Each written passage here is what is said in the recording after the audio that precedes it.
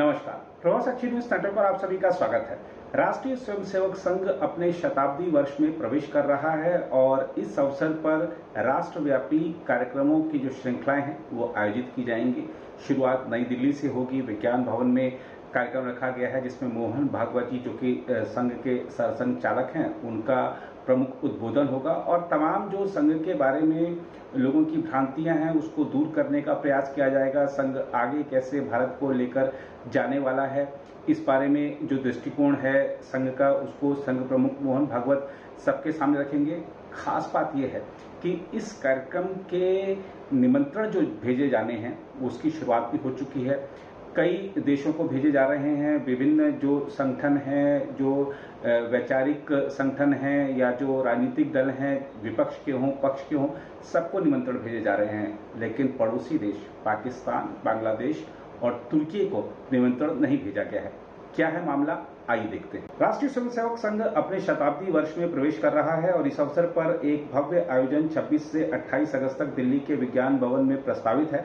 यह समारोह न केवल संघ की विचारधारा और यात्रा पर चिंतन का मंच है बल्कि इसकी वर्तमान रणनीति और भविष्य की दिशा को भी दर्शाता है।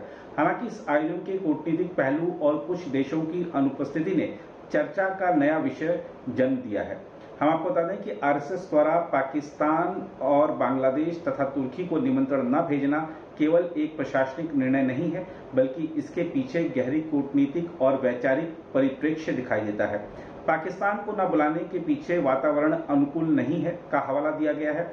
देखा जाए तो भारत पाकिस्तान संबंधों में लंबे समय से चल रही शत्रुता और सीमावर्ती तनाव इस निर्णय का आधार हो सकते हैं। वहीं बांग्लादेश के संदर्भ में वहां की अस्थायी सरकार के अधीन हो रहे अल्पसंख्यकों पर हमलों की खबरें चिंता का विषय बनी हुई हैं।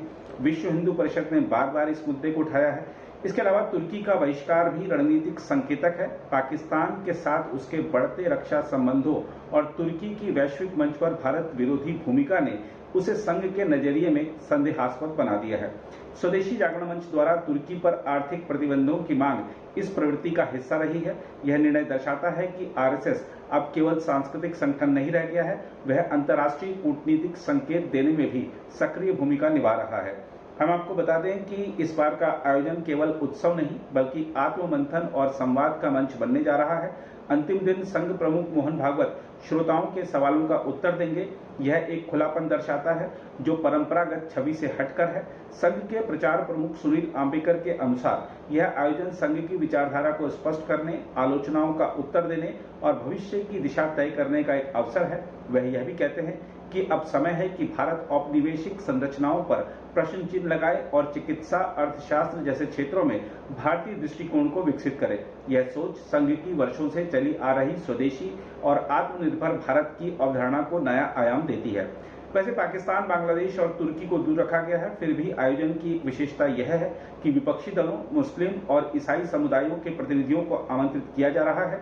यह एक तरह से आलोचकों को उत्तर देने का प्रयास भी है जो अक्सर संघ को एक धर्मी या विभाजक संगठन कहकर संबोधित करते हैं।